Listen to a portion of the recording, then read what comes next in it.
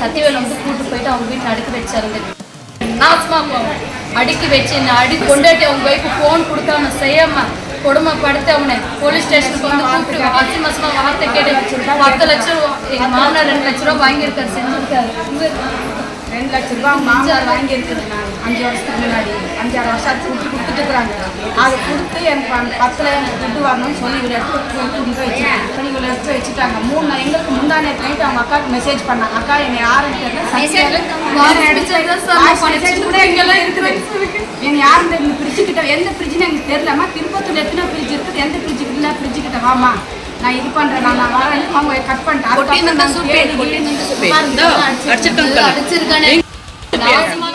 கொடுத்த கடனை திருப்பி வாங்கணும் அப்படின்றதுக்காக ஒரு பெண்ணை ஒரு நபர் கார்ல கடத்தி 3 நாட்களா அடைச்சு வச்சு பாலியல் ரீதியா தொந்தரவு கொடுத்துட்டு வந்ததா சொல்லப்படக்கூடிய சம்பவம் நாற்றம்பள்ளி பகுதியில பெரும் பரபரப்பையும் அதிர்ச்சியும் ஏற்படுத்தி இருக்கு.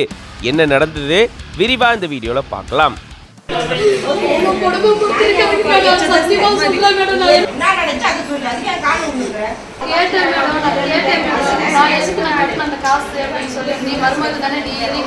பணம் கொடுத்து பின்னாடி அவரு தான் பை கொடுத்துறாரு, பிள்ளைங்களை எடுத்து ஓம்பல போட்டுருவேன், புருஷன் எந்த கேஸ் மேலே போட்டுருவேன். அந்த பிள்ளைங்களுக்கு வீட்டுக்கு போக தான் நான் வந்தேன்.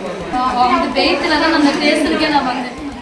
கிருஷ்ணகிரி மாவட்டம் காவேரிப்பட்டினம் பகுதியை சேர்ந்தவர் மார்த்தாண்டம். இவருடைய மனைவி 26 வயதான புவனா. ஜோலார்பேட்டை இடையம்பட்டியில் இருக்கக்கூடிய தன்னுடைய தாய் வீட்டுக்கு புவனா கிளம்பி போயிருந்திருக்காங்க. நாற்றம்பள்ளியில ஆட்டோக்காக இவங்க காத்துட்டு இருந்திருக்காங்களாம்.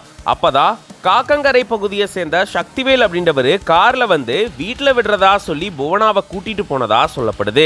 ஆனா புவனாவுடைய வீடான ஜோலார்பேட்டை பகுதிக்கு போகாம திருப்பத்தூர் வீட்டு வசதி வாரியத்தில் இருக்கக்கூடிய வீட்டுக்கு கூட்டிட்டு போயிட்டு அங்க ஒரு அறையில போட்டு புவனாவை சக்திவேல் அடைச்சு வச்சதா கூறப்படுது.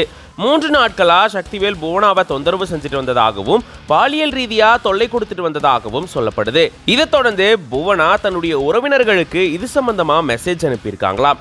அதை வச்சுதான் இவங்க திருப்பத்தூர் கிராமிய காவல் நிலையத்துல புகார் தெரிவிச்சிருந்திருக்காங்க. புகாரின் அடிப்படையில போலீசார் புவனாவை மீட்டு மருத்துவமனையில சிகிச்சைக்காக சேர்த்திருந்திருக்காங்க. இதை தொடர்ந்து சம்பந்தப்பட்ட சக்திவேல் மற்றும் கதிர்வேல் கிட்ட போலீசார் விசாரணை மேற்கொண்டதுல 2 லட்சம் ரூபாய் பணத்துக்கு 15 லட்சம் ரூபாய் வட்டி கொடுக்கணும் அப்படின்றதுக்காக தான் புவனாவை கடத்தி இந்த மாதிரி தொந்தரவு கொடுத்துட்டு வந்ததா அவங்க தெரிவிச்சதா கூறப்படுது.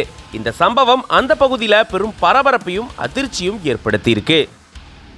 எனக்கு வந்து 2 பொம்பளை கண்ணு சம்பவமே நடக்குது.